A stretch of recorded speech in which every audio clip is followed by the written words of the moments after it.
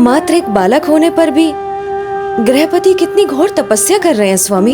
अवश्य देवी, किंतु अभी तो ये मात्र आरंभ है। अभी तो वास्तविक बाधा से उनका सामना होना शेष है। ओम नमः शिवाय, ओम नमः शिवाय, ओम नमः शिवाय, ओम नमः शिवाय, ओम नमः शिवाय, ओम नमः शिवाय, ओम नमः शिवाय, ओम नमः शिवाय, ओम नमः शिवाय, ओम नमः शिवाय, ओम नमः शिवाय, ओम नमः शिवाय, ओम नमः शिवाय, ओम नमः शिवाय,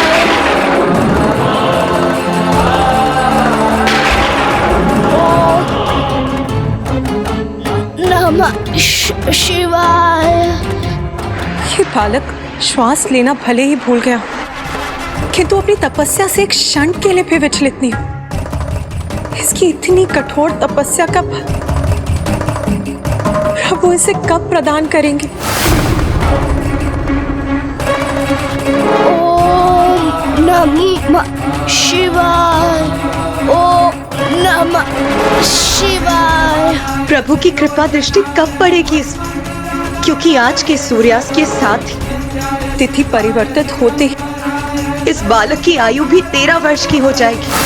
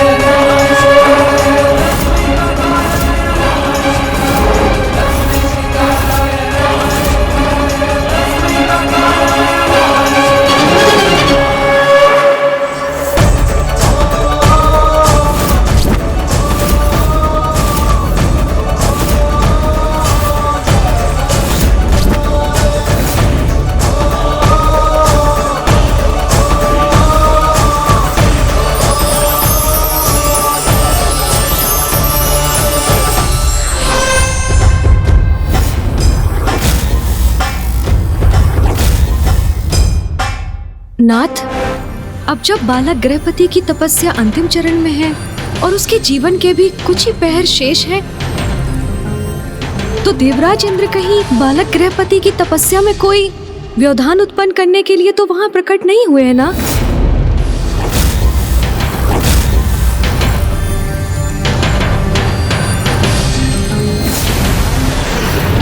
महादेव को प्रसन्न कर किसी का भी अपनी मृत्यु पर विजय प्राप्त करना सरल नहीं होता। बस बालक, तुम्हें इतना श्रम करने की कोई आवश्यकता नहीं।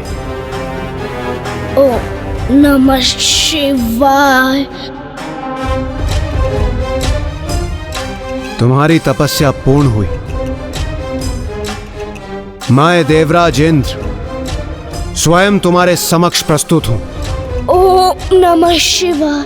जो तुम मांगना चाहते हो वो मुझसे मांगो, क्योंकि तुम्हारी इस क्लांत और दुर्बल अवस्था में तुम महादेव की इस तपस्या को पूर्ण नहीं कर पाओगे।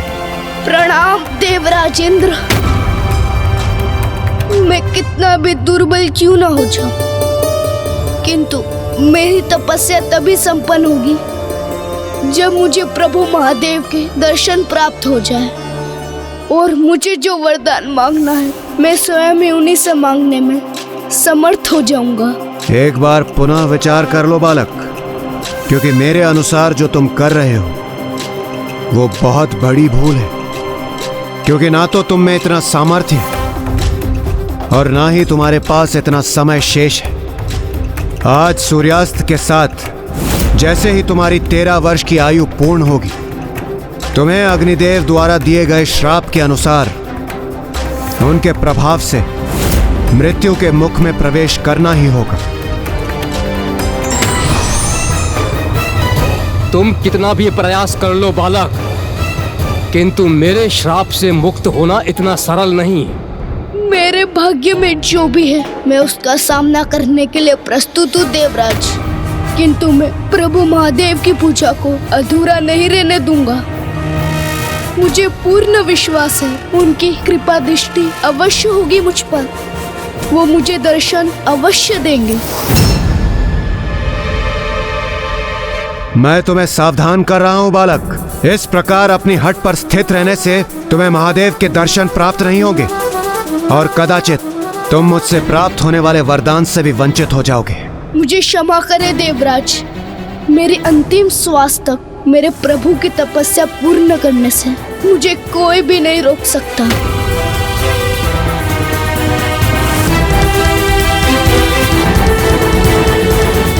ओम नमः शिवाय। रुक जाओ बालक। ओम नमः शिवाय।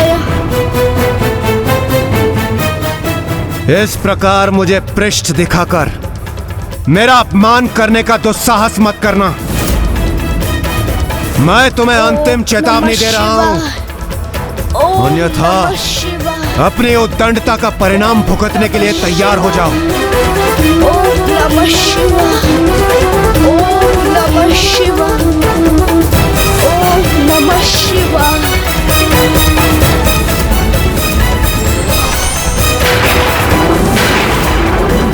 ओम नमः शिवाय। ओम नमः शिवाय। अग्निदेव, जिस क्षण की आप अत्यंत उत्सुकता से प्रतीक्षा कर रहे थे वो अब निकट है। ओम नमः शिवाय। इस बालक के पिता विश्वानर को जो आपने श्राप दिया था उसके फलित होने का समय अब निकट है। ओम नमः शिवाय। इस बालक की मृत्यु तो अवश्य होगी। उचित समय पर प्राण घातक आघात कर इसे इसके प्राणों से वंचित अवश्य करूंगा मैं। ओम नमः शिवाय।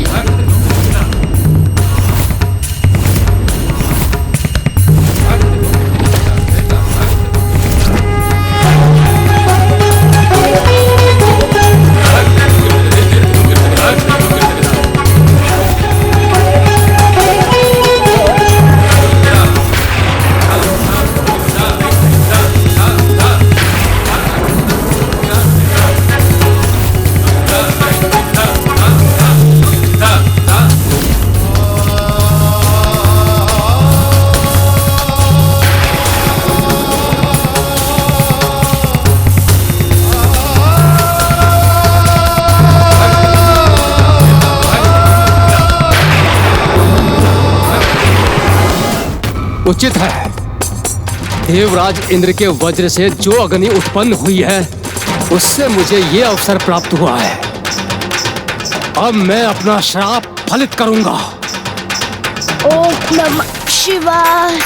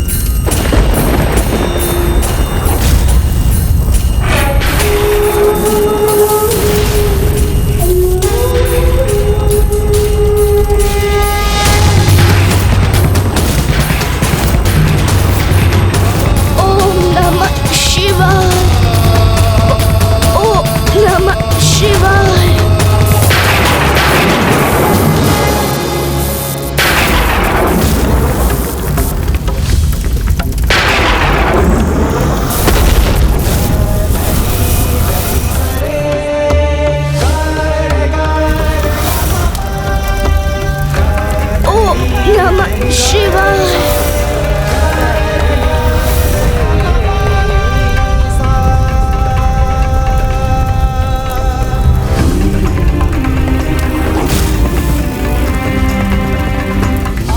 अब तो मुझे अग्नि द्वारा उत्पन्न 3 भिन्न संकटों का आभास हो रहा है। जहाँ एक और प्रभु गृहपति की कथा में वो भयंकर अग्नि बालक प्रभु गृहपति को लीलने उनकी ओर बढ़ रही थी, वहीं दूसरी ओर अग्नि का प्रचंड प्रकोप समस्त सृष्टि पर भी छाया हुआ था। और तीसरा संकट यहाँ प्रत्यक्ष रूप में मेरे समक्ष है, जब लंकेश अग्नि से प्रभावित होकर अपार कष्ट का अनुभव कर रहे हैं। मेरे चारों ओर एक साधारण अग्नि का घेरा उत्पन्न किया है नंदी जी ने, किंतु वहां प्रभु गृहपति जी को अग्निदेव ने अग्नि के सागर में घेर लिया था, जहां एक ओर प्रचंड ज्वाला भयंकर लपटों का रूप धारण कर उनकी ओर बढ़ रही थी। धधकती लावा का उफान भी उनकी ओर बढ़ रहा था। ऐसा ज्ञात होता था कि कुछ ही पलों में प्रभु गृहपति का घोर अनिष्ट होने वाला है।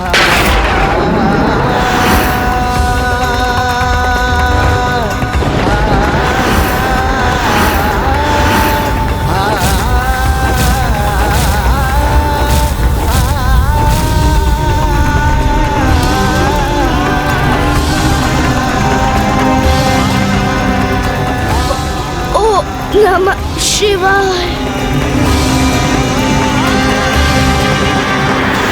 अग्नि का अनिष्टकारी प्रकोप क्यों बढ़ता जा रहा है स्वामी? प्रभु महादेव बालक गृहपति को दर्शन क्यों नहीं दे रहे? क्यों उसकी रक्षा करने नहीं आ रहे?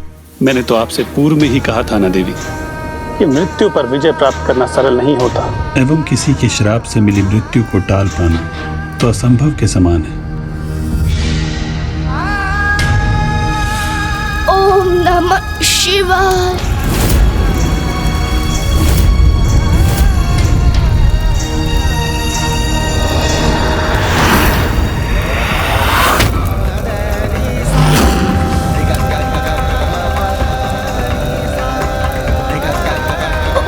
ओम नमः शिवाय।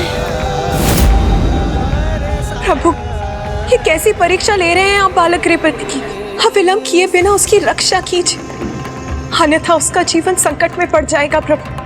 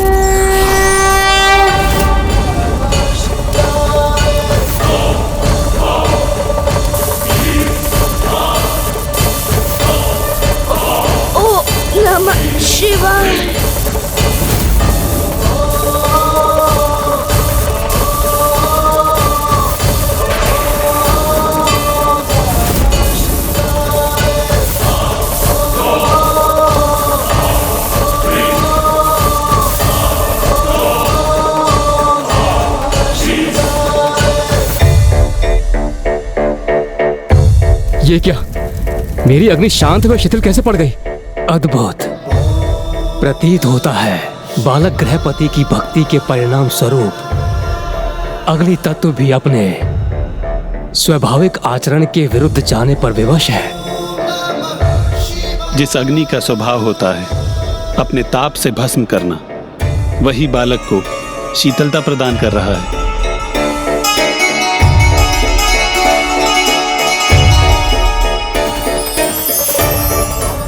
ओम नमः शिवाय।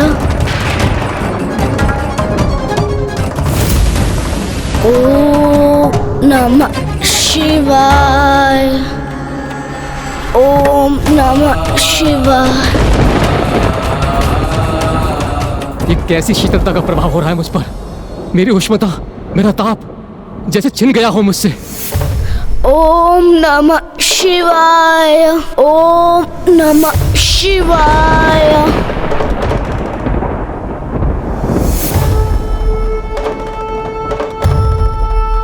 अग्नि का सागर बालक गृहपति के समक्ष था, किंतु वो उससे भी भयभीत नहीं हुआ और उसका निश्चय अभी भी अटल है। ओम नमः शिवाय।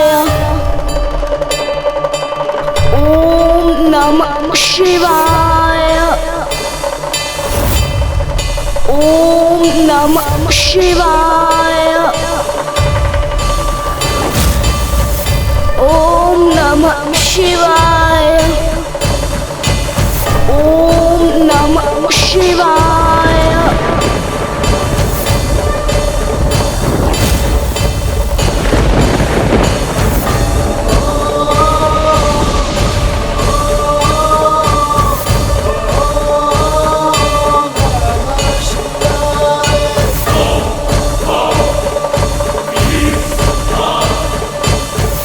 मुझे क्षमा कीजिए प्रभु, मैं ही आपको पहचान ना सका, किंतु मुझे अब आपका वास्तविक परिचय ज्ञात हो गया है।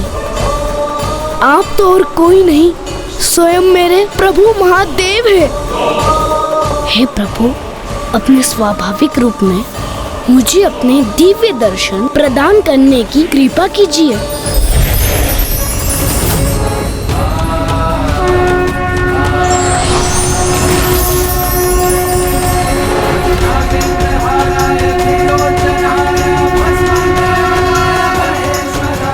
अर्थात प्रभु तो पूर्व में ही वहां पहुंचकर अपने भक्त की परीक्षा ले रहे थे।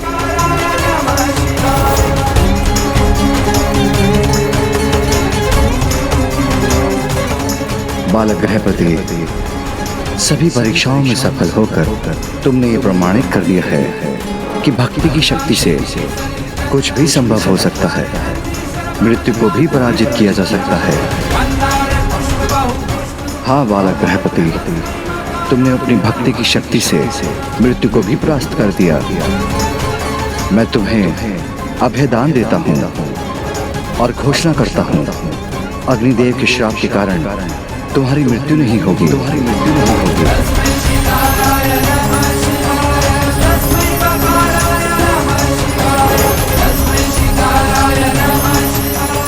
प्रभु महादेव ने स्वयं इस ऋषि पुत्र बालक को मेरे श्राप से मुक्त कर दिया।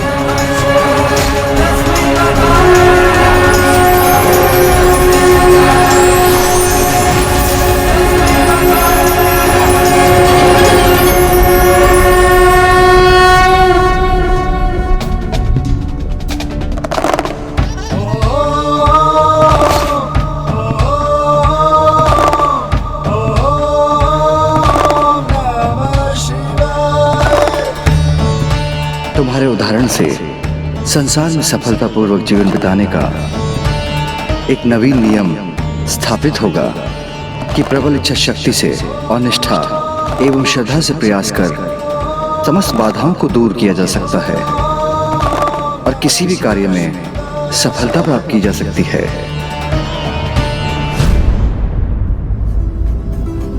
हे महादेव, आपने मेरे श्राप से इस बालक को तो मुक्त कर दिया, किंतु अब मेरी गति क्या होगी? क्योंकि अब ताप के स्थान पर मैं शीतलता का विस्तार कर रहा हूं। इस प्रकार तो मेरा अस्तित्व ही मिट गया प्रभु। ये तो मेरा अंत का ही सूचक है, किंतु मेरा ऐसा क्या दोष था जिससे मुझे इतना कठोर दंड प्राप्त हो रहा है? और बालक गृहपति के पिता का क्या दोष था अग्निदेव? जिसको आपने श्रापित किया? हे अग्निदेव, मेरा तो एकमात्र आशय था कि मैं उस बालक और ग्राम को अनिष्ट से सुरक्षित रख सकूं। इसलिए मैं अपना धर्म निभाकर पुण्य कर्म कर रहा था। एक निर्दोष निरीह शिशु की रक्षा करने का ही तो धर्म निभाया था उन्होंने।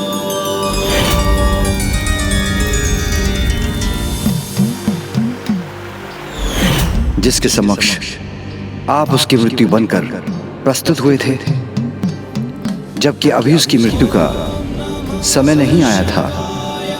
और बालक गृहपति का क्या दोष था अग्निदेव, जिसकी मृत्यु आपने उसके जन्म के पूर्व ही निर्धारित कर दी? हे प्रभु, मुझे क्षमा करें। मैं अपने क्रोध पर नियंत्रण नहीं रख सका। नियंत्रण ही तो अनिवार्य है अग्निदेव, क्योंकि व्यवहार, शक्ति और जीवा पर जिसका नियंत्रण नहीं होता वह अनेकों भूल करता है और फिर उन्हीं भूलों के चक्र में उलझता चला जाता है। आपकी अग्नि के अनियंत्रण प्रकोप को नियंत्रण में लाने के लिए ही गृहपति का जन्म हुआ है। गृहपति के दृढ़ निश्चय और भक्ति की शक्ति के कारण ही अग्नि का ताप शीतलता में परिवर्तित हो गया। आप अपने स्वाभाविक व्यवहार को तभी प्राप्त कर सकेंगे जब आप अपनी अग्नि को नियंत्रण में रखेंगे। स्वयं कहीं उत्पन्न नहीं होंगे और स्वेच्छा से एक सीमा से अधिक अपना विस्तार कर संपूर्ण सृष्टि को प्रभावित नहीं करेंगे। मैं आपको वचन देता हूँ प्रभु, मैं अपनी अग्नि को वहीं उत्पन्न करूंगा जहां मुझे प्रकट होने का अवसर दिया जाएगा। अन्यथा जहां मेरा आवाहन होगा और मेरा प्रभाव सदैव सीमित ही रहेगा।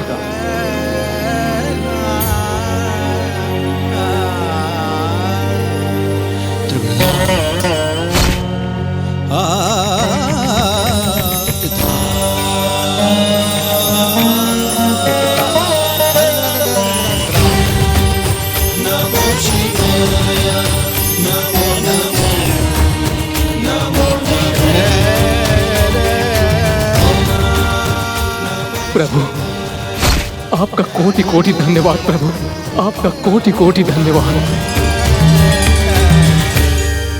प्रभु, जब अग्निदेव ने स्वयं पर नियंत्रण रखने का वचन दे ही दिया है, तो संसार में एक और नियम स्थापित होना चाहिए।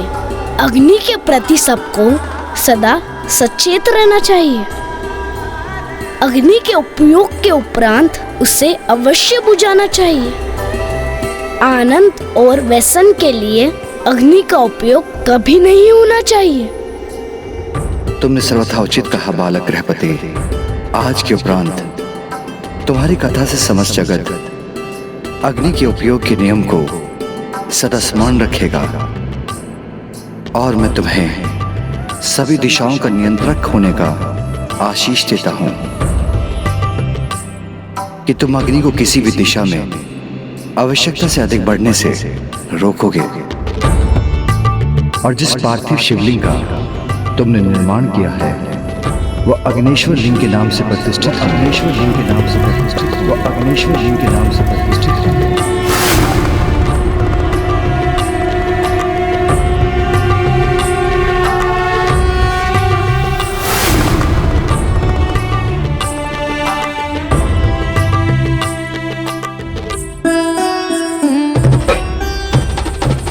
और आने वाले समय में जो भी अग्नेश्वर लिंग की उपासना करेंगे उनका जीवन अग्नि अथवा अग्नि तत्व के किसी भी कुप्रभाव से सुरक्षित होगा।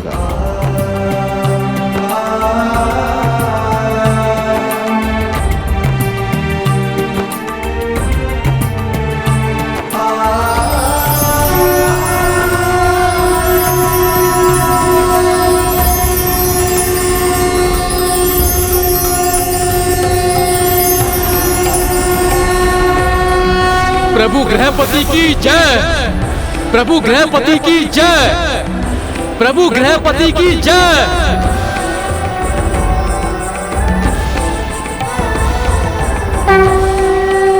हमें प्रभु महादेव के गृहपति अवतार से ये सीख प्राप्त होती है कि पूर्ण श्रद्धा और पूर्ण इच्छा शक्ति से कोई प्रयास किया जाए तो वो असंभव से भी संभव हो सकता है। हाँ गौरी पुत्र, यही थी प्रभु गृहपति की कथा, जिन्होंने अपनी भक्ति से उस अग्नि को भी शीतल होने पर विवश कर दिया और अपनी मृत्यु को टाल दिया। जय हो प्रभु गृहपति की।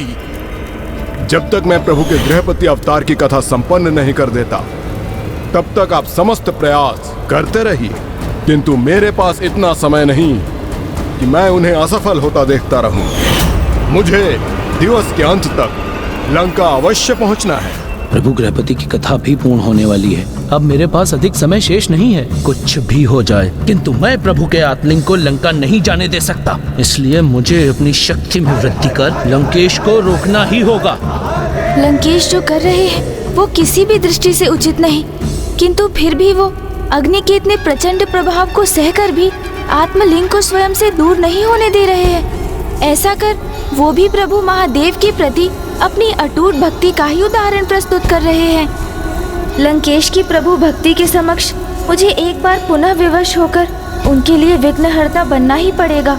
और आने वाले समय में जो भी अग्निश्वर लिंग की उपासना करेंगे, उनका जीवन अग्नि अथवा अग्नि तत्व के किसी भी कुप्रभाव से सुरक्षित होगा। प्रभु गृहपति की जय। कदाचित अग्नि से लंकेश की रक्षा करने हेतु मुझे भी वही करना होगा जो प्रभु गृहपति के लिए स्वयं प्रभु महादेव ने किया था। हे अग्निदेव, कृपया शीतल होकर लंकेश के कष्ट को क्षीण करें।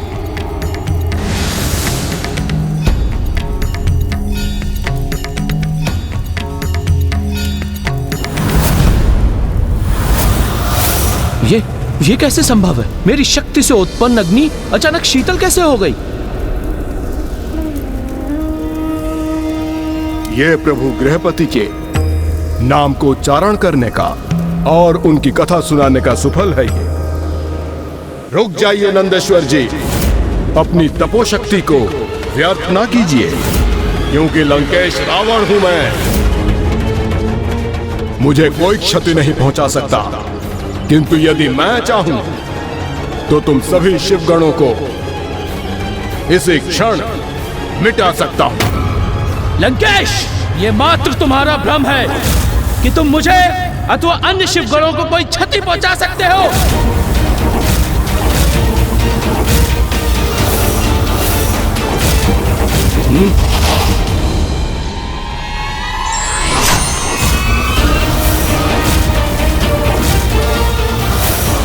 अब तो ये दोनों ही परस्पर हिंसा के लिए तत्पर हो उठे हैं। एक और लंकेश है जो उत्तेजित करते हैं और दूसरी ओर नंदेश्वर जी जो क्रोधित हो उठते हैं। इसलिए मुझे ही पुनः कुछ कर इन दोनों को रोकना होगा।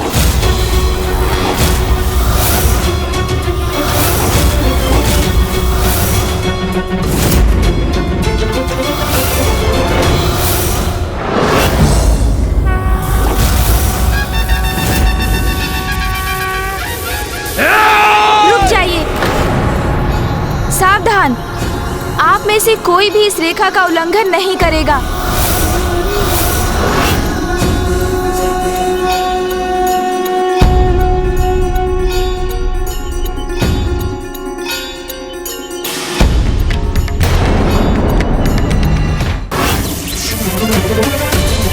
मेरी पलताई भी लेता तो नहीं सकती दादी।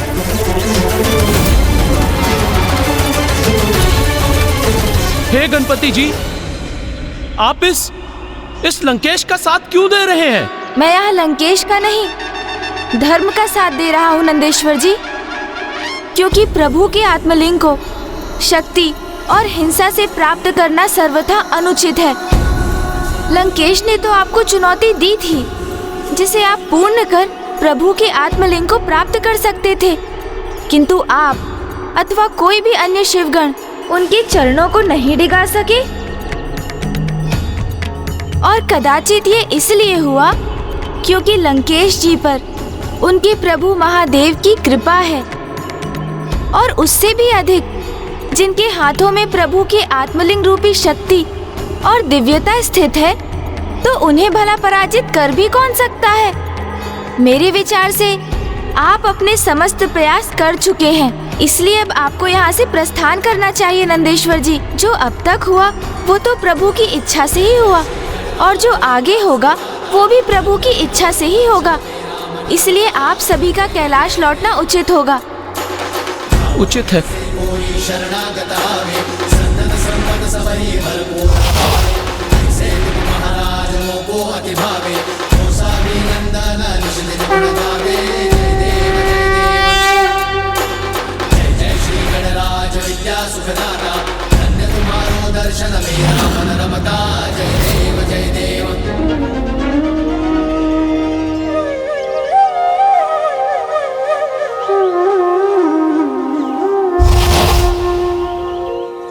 ये तो सर्वथा उचित हुआ गौरी पुत्र कि आपके समझाने पर सभी यहाँ से लौट गए, अन्यथा मैं अपना नियंत्रण खो बैठता। किंतु मुझे इसकी अपार प्रसन्नता है जिन्होंने अग्नि को नियंत्रित किया। प्रभु शिव शंकर शंभु के उन्हीं के अवतार प्रभु गृहपति ने मेरे चारों ओर छाई अग्नि को भी शीतल कर मेरा ही साथ दिया। तब तो हमें उनकी स्तुति करनी चाहिए लंकेश। कदाचित वो प्रसन्न होकर हमें अपने दर्शन प्रदान करेंगे। हाँ हाँ अवश्य।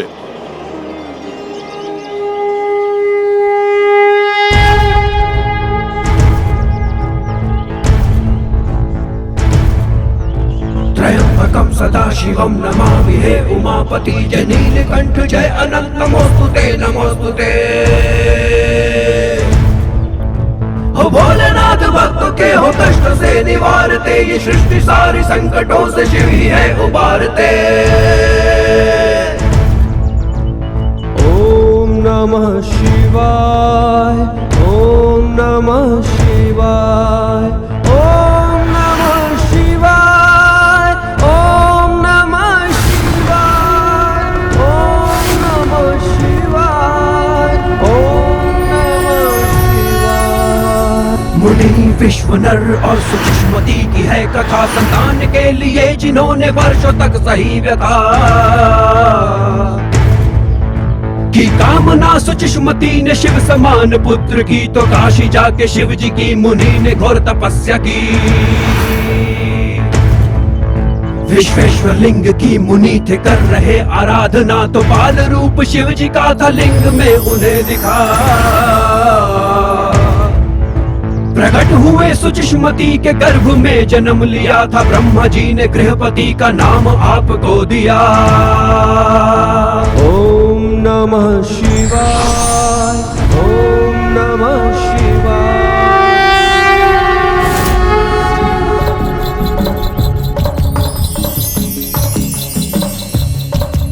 प्रणाम प्रभु गृहपति। प्रणाम। कल्याण हो।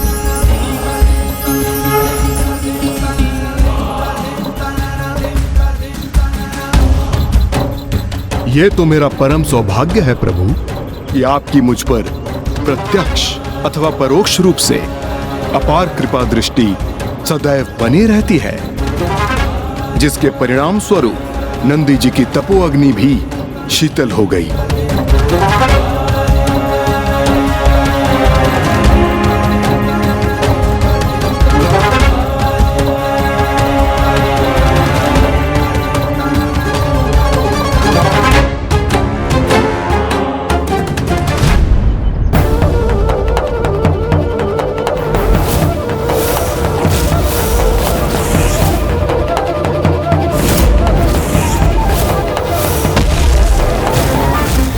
ये क्या?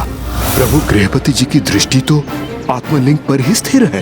कहीं ये भी प्रभु वीरभद्र जी और भैरव जी के समान मेरे प्रति आक्रामक तो नहीं होने जा रहे हैं?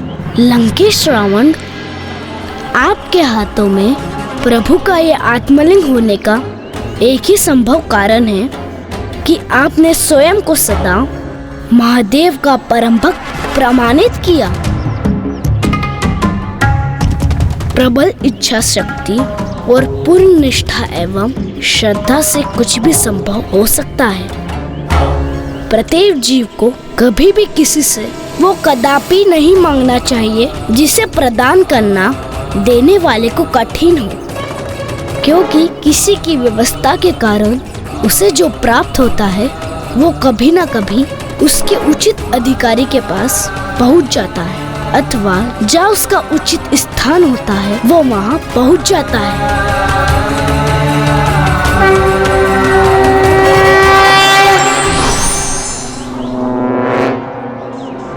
प्रभु गृहपति की सीख नंदी जी के लिए सर्वथा उचित है गौरीपुत्र, क्योंकि प्रभु के जिन आत्मलिंग पे मेरा अधिकार है वो नंदी जी के इतने प्रयासों के उपरांत भी मेरे साथी हैं। सत्य है, कभी कभी अहंकारवश बड़े से बड़ा ज्ञानी भी छोटी सी बात का गूढ़ रहस्य समझने में असमर्थ हो जाता है। गौरीपुत्र, किंतु आपने नंदी जी को यहाँ से भेजने में थोड़ी शीघ्रता कर दी।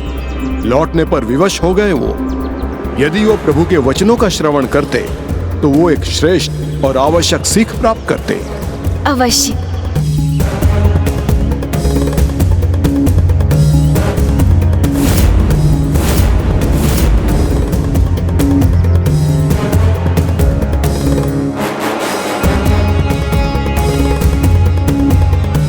आज एक अनूठी सफलता प्राप्त की है मैंने। समस्त शिवगणों को एक साथ पराजित किया है मैंने। कोई टिक नहीं पाया मेरे समक्ष।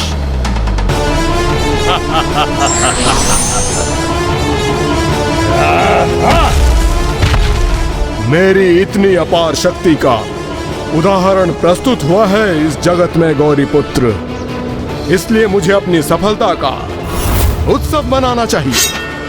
अवश्य होगा मेरी इस विजय का उत्सव। रुकिए लंकेश जी, प्रकृति को हानि पहुंचाना अनुचित है।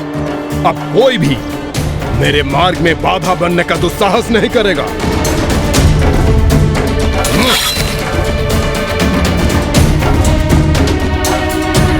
लंकेश रावण के मार्ग में बाधा।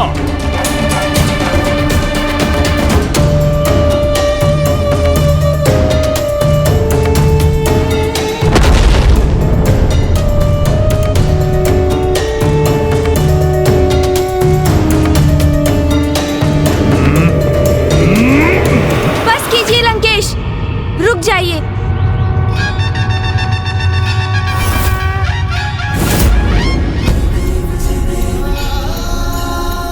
लंकेश, एक वृक्ष को क्षति पहुंचाना छोटे पौधों के एक छोटे से उपवन को और एक संपूर्ण वंश को उजाड़ने के समान है। और प्रभु के आत्मलिंग को अपने हाथों में लेकर आप इतना बड़ा पाप मत कीजिए। और वैसे भी आप इस वन को, यहाँ की प्रकृति को अत्यधिक क्षति पहुंचा चुके हैं। लंकेश, कहीं आप ये तो नहीं भूल गए हैं ना कि समस्त सृष्टि के पिता जगत पिता महादेव ही हैं और उनकी इन संतानों को हानि पहुंचाकर आप स्वयं अपने प्रभु को आहत कर रहे हैं। और इस प्रकार अन्य जीवों का नाश कर आनंद मनाने का क्या औचित्य है लंकेश? आज की अपनी सफलता को अपनी बुद्धि पर हावी मत होने दीजिए। मैं समझ गया गौरीपुत्र, आपका कथन सर्वथा सत्य है। ये कैसे भूल गया मैं कि ये सीख जगत को प्रभु के शरव अवतार ने दी थी। शरव अवतार? हाँ गौरीपुत्र, वो शरव अवतार जिन्होंने संसार को ये सीख दी कि अपनी सफलता को अपनी बुद्धि पर हावी नहीं होने देना चाहिए। और ये सीख तो उन्होंने आपके मामा श्री हरिनारायण के माध्यम से जगत के समक्ष इसका उदाहरण प्रस्तुत किया।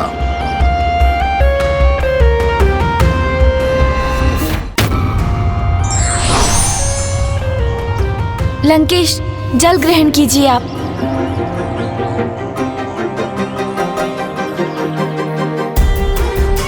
लंकेश, पिताश्री के शरभ अवतार की कथा मुझे विस्तार से सुनाने की कृपा कीजिए।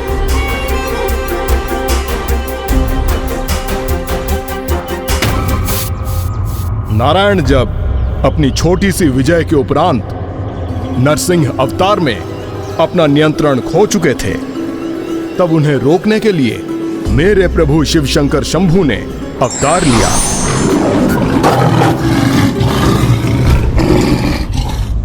ये उस समय की कथा है गौरीपुत्र, जब हिरण्यकश्यप नाम के महाबली महाप्रतापी असुर ने अपने तप से पितामह ब्रह्मदेव को प्रसन्न कर उनसे एक अद्भुत वरदान मांगा था।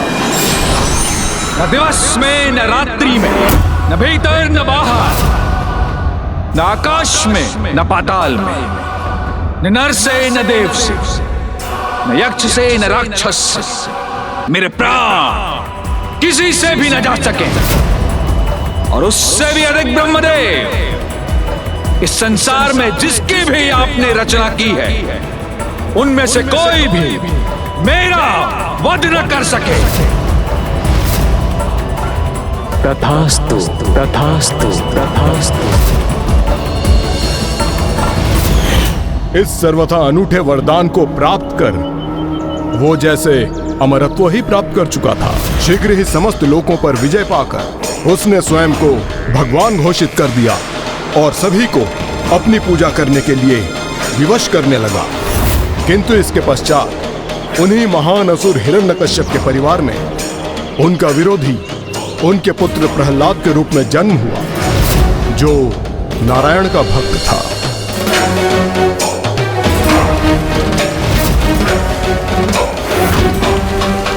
प्रहलाद ने अपने पिता को भगवान के रूप में स्वीकार नहीं किया, जो हिरण्यकश्यप के लिए इतना असहनीय था कि उसने अपने पुत्र प्रहलाद का वध करने का निर्णय लिया। किंतु प्रहलाद सदैव अपनी भक्ति के कारण सुरक्षित रहा। फिर क्या हुआ दशानन?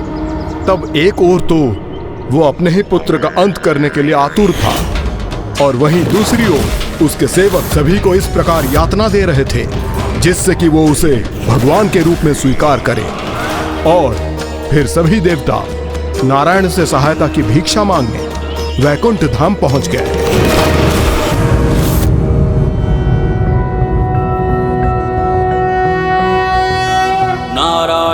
हे प्रभु श्री हरि नारायण, अब समस्त जगत को आप ही संकट से मुक्त करा सकते हैं। वर्धनोद्धरम देवम भूधरम भुवनेश्वरम।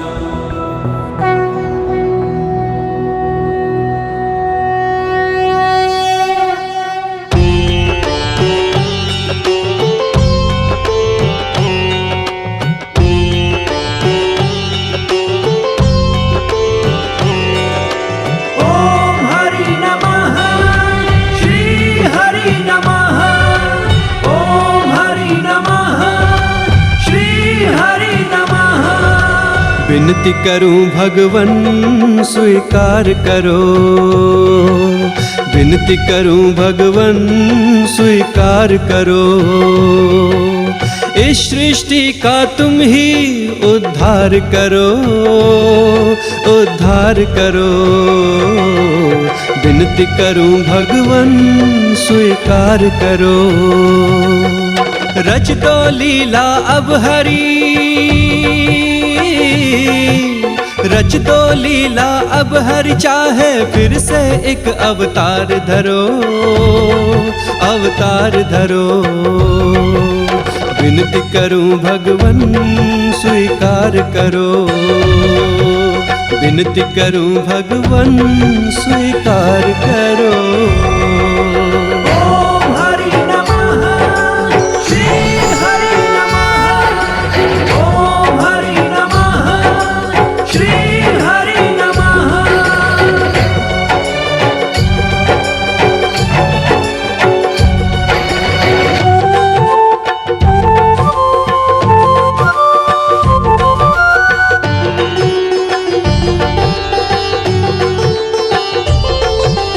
हम सबके पालनहारे हो, इस सृष्टि के रखवारे हो। हम सबके पालनहारे हो, इस सृष्टि के रखवारे हो। जब जब विपदा आई जग पे प्रभु आप ही बने सहारे। समाधान कोई संकट का दो, जन जन का कल्याण करो, कल्याण करो। विनती करूं भगवन स्वीकार करो। इस सृष्टि का तुम ही उद्धार करो, उद्धार करो। विनती करूं भगवन स्वीकार करो।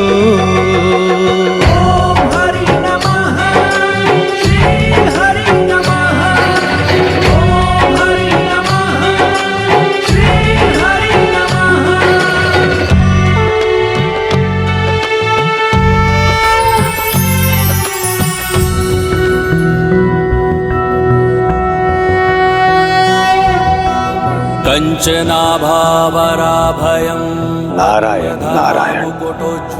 प्रभु, आपने इस संसार को वचन दिया था कि जब जब इस संसार में धर्म की हानि होगी, संत जनों पे संकट छाएंगे और भक्त जनों के साथ दुर्व्यवहार होगा, तब तब आप इस संसार की रक्षा हेतु इस संसार में प्रकट होंगे।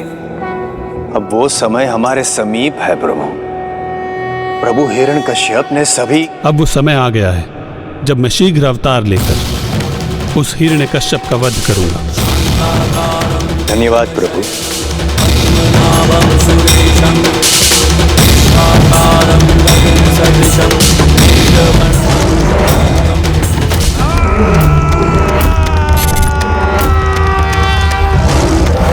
नरसिंह अवतार नारायण के क्रोध से उत्पन्न अवतार, जो उत्पन्न तो हुआ था सृष्टि को संकट से मुक्त कराने के लिए, किंतु सृष्टि के अस्तित्व पर ही संकट का कारण बन गया।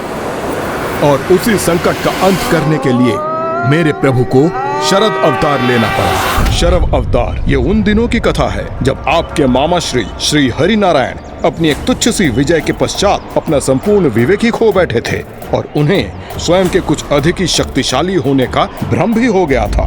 लंकेश, आप तो महादेव के अवतारों की कथा सुना रहे थे, किंतु आपकी कथा में तो अब मामा जी श्री हरि नारायण अवतार लेने जा रहे हैं। देवताओं ने एक बहुत बड़ी भूल कर दी थी कि वो सहायता प्राप्त करने नारायण के पास चले गए थे। यदि वो मेरे आराध्य प्रभु महादेव शिव शंकर शंभू के पास जाते तो नारायण को अवतार लेने की आवश्यकता ही नहीं होती, क्योंकि नारायण के इस अवतार के उपरांत मेरे प्रभु महादेव ने उन्हें रोकने के लिए अवतार लिया था। ऐसा क्या हुआ था लंकेश कि मामा जी श्री हरि नारायण को रोकने के लिए स्वयं प्रभु महादेव को अवतार लेना पड़ा? गौरी पुत्र, नारायण ने अवतार लेकर हिरण्यकश्यप के अंत करने की घोषणा की, किंतु हिरण्यकश्यप तो किसी भी उपाय से अपने पुत्र का वध करने के लिए अडिग था। तू मेरा पुत्र नहीं, शत्रु है, और आज मैं तुम्हारा वध करूंगा। असुरों में सर्वोच्च अवश्य हैं आप, किंतु जन्म और मृत्यु आपकी नहीं, श्री हरि की इच्छा से होते हैं। तो क्या तुम्हारे श्री हरि मुझसे भी तुम्हारी रक्षा करेंगे? अवश्य। श्री हरि, श्री हरि, श्री हरि। दिखो, मुझे तो नहीं दिखते तुम्हारे हरि। कहाँ है वो? अगर तुम्हारी रक्षा करने आए हैं तो कहाँ है वो? बोलो, दिखाओ मुझे, कहाँ है वो? प्रभु नारायण हरि तो सर्वत्र है पिताश्री, कोई ऐसा स्थान नहीं जहाँ वो नहीं हो। अच्छा, तब फिर तो इस गदा में भी है जिससे मैं तुम्हारा वध करने वाला हूँ। अवश्य है पिताश्री, खड्ग में है, खम्भ में है, जहाँ दृष्टि जाती है, जहाँ नहीं भी जाती है, सभी स्थानों पर है मेरे प्रभु श्री नारायण। तुम्हारे कहने का अर्थ है कि वो मुझ में है, तुम में है, इस स्तंभ में भी है। अवश्य। तो ठीक है, अगर मुझे तुम्हारे श्री हरि इस स्तंभ में नहीं दिखे तो सर्वप्रथम मैं तुम्हारे शीश के अनेकों टुकड़े कर दूंगा। ओम नारायणाय नमः। ओम नारायणाय नमः।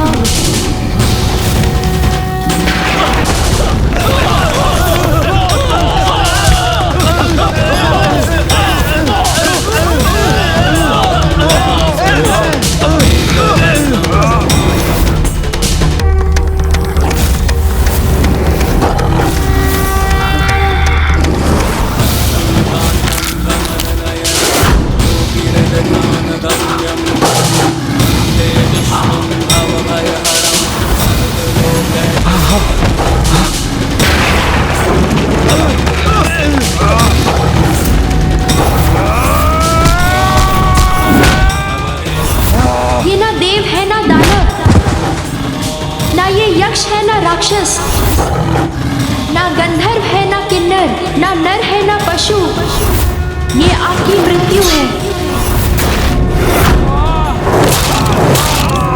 ना भीतर ना बाहर, ना आकाश ना पाताल, ना जल में ना थल पर, ना दिवस है ना रात्रि है। ये स्थान और ये पल दोनों आपकी मृत्यु के लिए है। ये ना अस्त्र है ना शस्त्र है, किंतु मृत्यु के साधन है।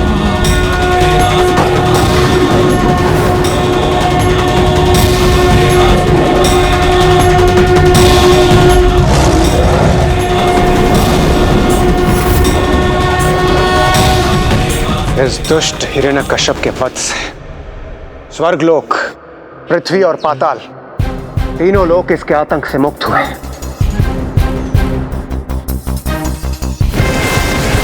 स्वामी के प्रभु नरसिंह अवतार की इस भीषण गर्जना से तो वैकुंठ भी कंपित हो उठा।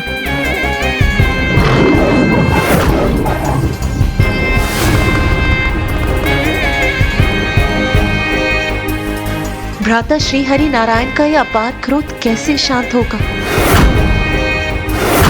जिस अनर्थ का मुझे अनुमान था, आखिर वही होने जा रहा है।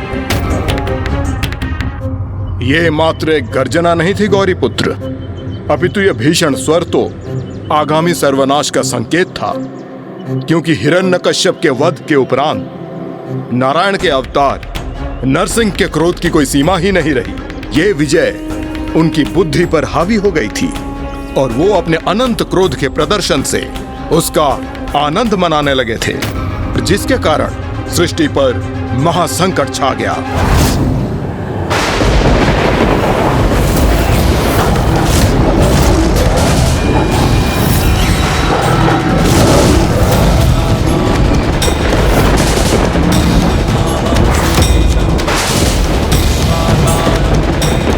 ये सभी देवता इस प्रकार स्तब्ध क्यों?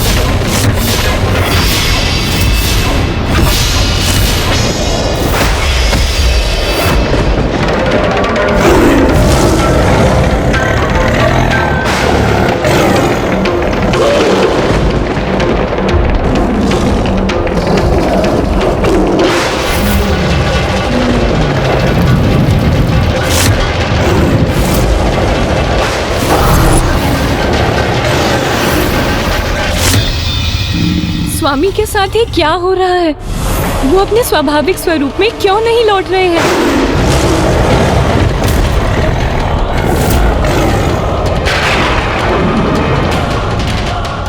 मैं इस विचार से व्यथित हो रही हूँ कि कहीं भ्राता श्री हरिनारायण की क्रोधाग्नि से समस्त सृष्टि का विनाश ना हो जाए।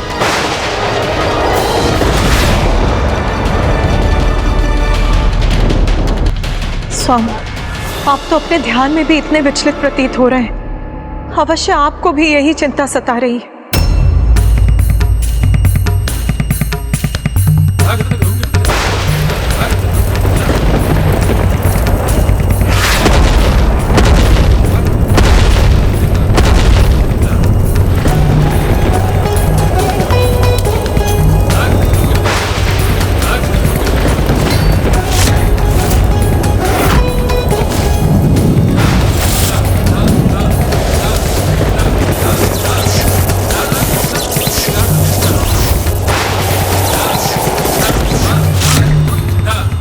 यदि नारायण के नरसिंह अवतार को नहीं रोका गया तो कुछ भी शेष नहीं रहेगा। ये समस्त पृथ्वी धधकते लावे से ढक जाएगी। वो जीवन के योग्य कैसे रह सकेगी? वो तो एक अग्नि के गोले के समान सौर्य मंडल में स्थित रहेगी।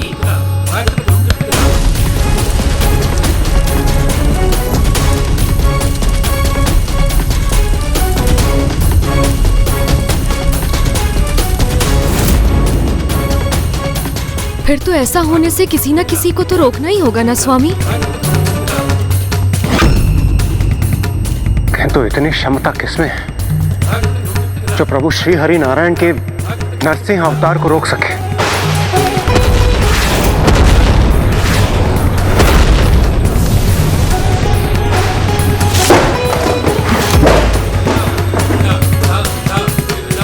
हाँ देवराज, किसमें है इतना सामर्थ्य? मात्र एक, प्रभु महादेव महादेव महादेव महादेव महादेव।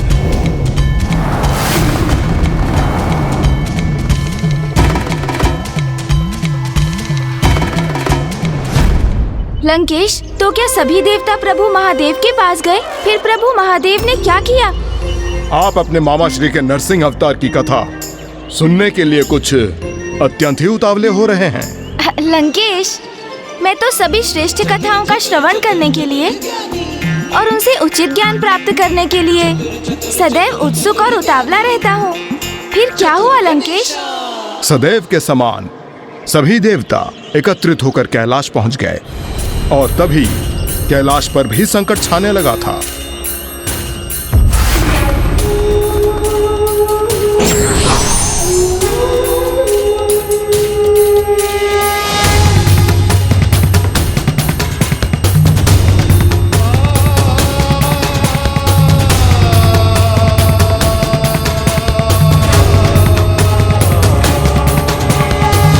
हे प्रभु शिव शंकर, हे भोलेनाथ, अब तो हम सबको आपका ही आसरा है।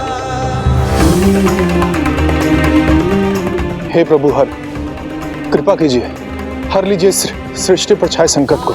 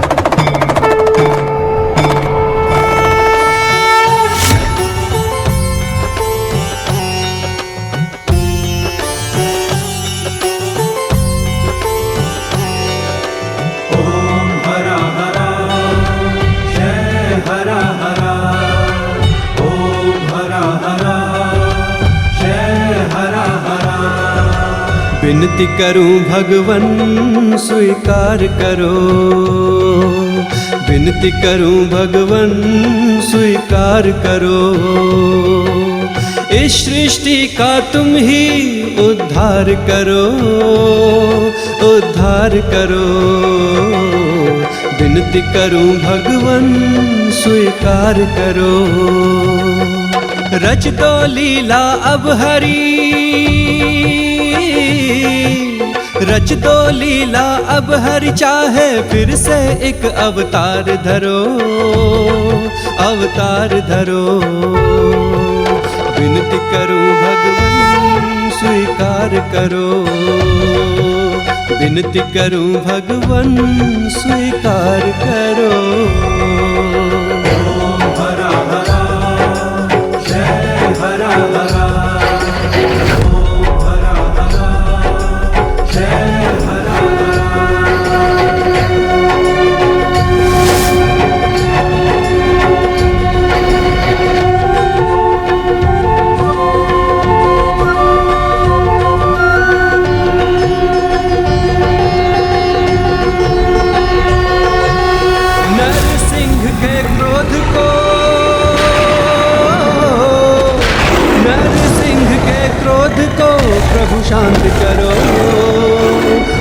तुम सब पे उपकार करो, विनती करूं भगवन स्वीकार करो।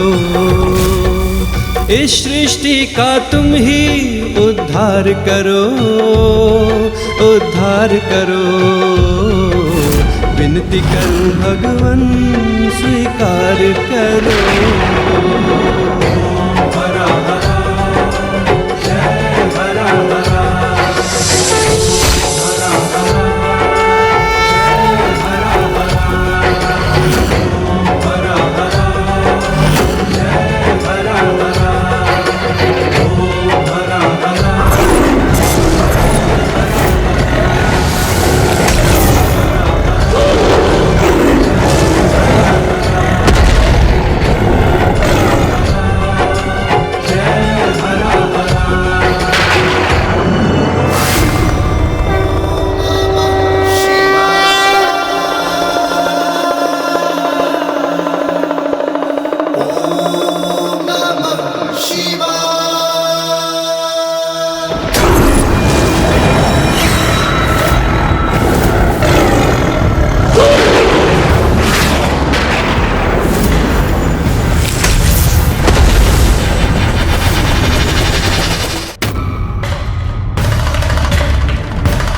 मुझे ज्ञात है आप सभी यहाँ क्यों उपस्थित हैं।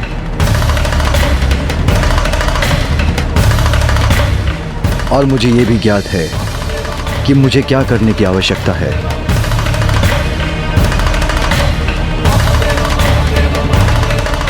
वीरभद्र वीरभद्र वीरभद्र।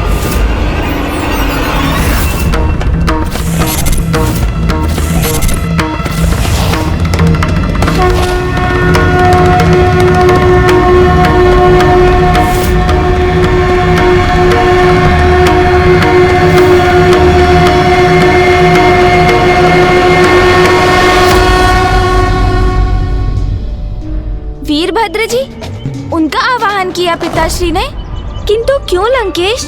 हाँ गौरी पुत्र, जिस प्रकार आप अभी अचंभित हैं, उसी प्रकार तब देवी पार्वती प्रभु के इस निर्णय को सुनकर स्तब्ध रह गई थी। श्री हरि नारायण के नरसिंह अवतार का सामना अब वीरभद्र जी से होगा, इसकी कल्पना से ही वो चिंतित हो उठी थीं। स्वामी, स्वामी अब भ्राता श्री हरि नारायण के क्रोध को शांत करने के लिए वीरभद्र को क्यों भेज रहे हैं? अपने क्रोध पर नियंत्रण रखने में तो ये भी असमर्थ हो जाते हैं। क्योंकि देवी, जिस प्रकार लोहा ही लोहे को काटता है, वैसे ही नारायण के इस आवेशित स्वरूप द्वारा उनके क्रोध को वश में करने के लिए मेरे उस उग्र रूप को उनके समक्ष प्रस्तुत होना होगा। नहीं स्वामी, कदाचित इससे स्थिति शांत होने के स्थान पर और भी विकट रूप धारण कर लेगी। आप व्यर्थ चिंता कर रही हैं देवी। मैं वही कर रहा हूं जो स्वयं नारायण ने मुझे करने के लिए कहा। ये तो उनकी लीला का ही भाग है।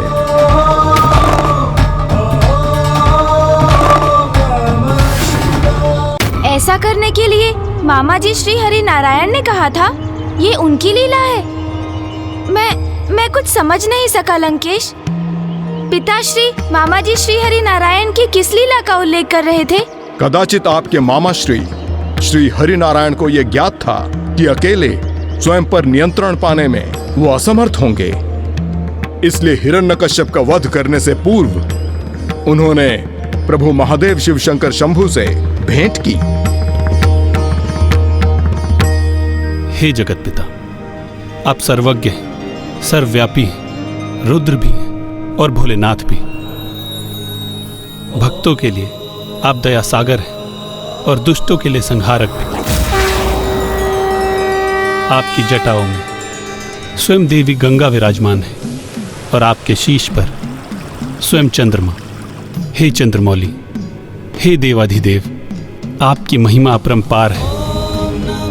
मैं जगत का पालनहार, जगत के कल्याण का अपना दायित्व निभाने हेतु आपसे एक सहायता का निवेदन करने आया हूं।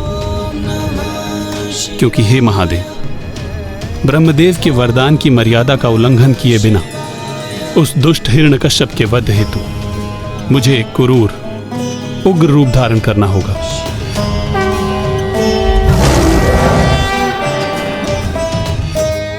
किंतु मुझे संशय है कि उस उग्र रूप में मैं स्वयं पर नियंत्रण नहीं रख सकूंगा, क्योंकि उस समय मेरे शरीर का अर्धभाग सिंह का होगा, जिस कारण मैं अत्यंत उग्र और आक्रामक हो जाऊंगा। किंतु इस परिस्थिति की यही विडंबना है कि परिणाम कुछ भी हो, किंतु मुझे अपने भक्तों की रक्षा और संसार के कल्याण हेतु ये स्वरूप धारण करना ही होगा। यदि मैं स्वयं पर नियंत्रण खोकर स्वयं को संभालने में असमर्थ हो जाऊं, तो मेरे द्वारा सृष्टि को कोई क्षति पहुंचने के पूर्व कोई भी उपाय कर मुझे नियंत्रित करने के लिए प्रेरित करने की कृपा कीजिएगा। फिर भले ही इसके लिए आपको अपने किसी भी स्वरूप में मेरे समक्ष क्यों ना आना पड़े। हे भोलेनाथ, आप साम, दाम, दंड, भेद किसी भी प्रकार मुझे अवश्य रोक लीजिएगा। आप निश्चिंत रहिए श्री हरिनारायण। आपको आपके इस अवतार में स्वयं शांत होने के लिए कुछ समय अवश्य दूंगा मैं। किंतु यदि फिर भी आप अपने क्रोध पर नियंत्रण न कर सके, तो समय रहते जो आवश्यक होगा वो अवश्य करूंगा मैं।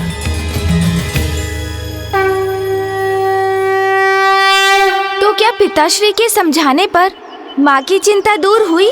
हाँ गौरी पुत्र, क्योंकि उन्हें विश्वास हो गया और महादेव ने वीरभद्र जी को वहां से प्रस्थान करने का आदेश दिया। किंतु प्रभु नरसिंह तो क्रोध में थे और वीरभद्र जी तो स्वयं पिताश्री के क्रोध से उत्पन्न हुए थे। तो क्या दोनों के क्रोध का टकराव संकटमय होने वाला था?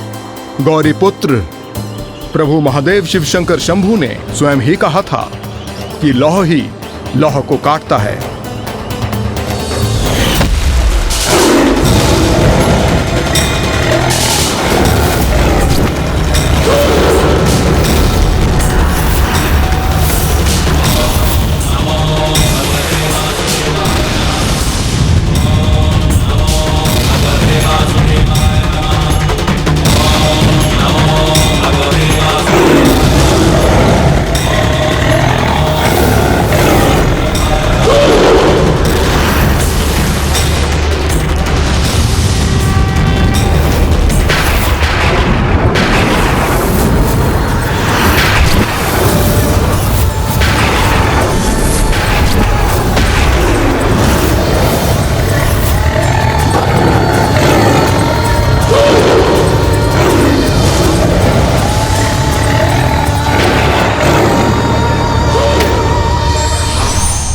ईश्वर द्वारा रचित प्रत्येक लीला के गर्भ में कई लीलाएं होती हैं, किंतु उसका प्रकटीकरण भी ईश्वर समय अनुसार ही करते हैं।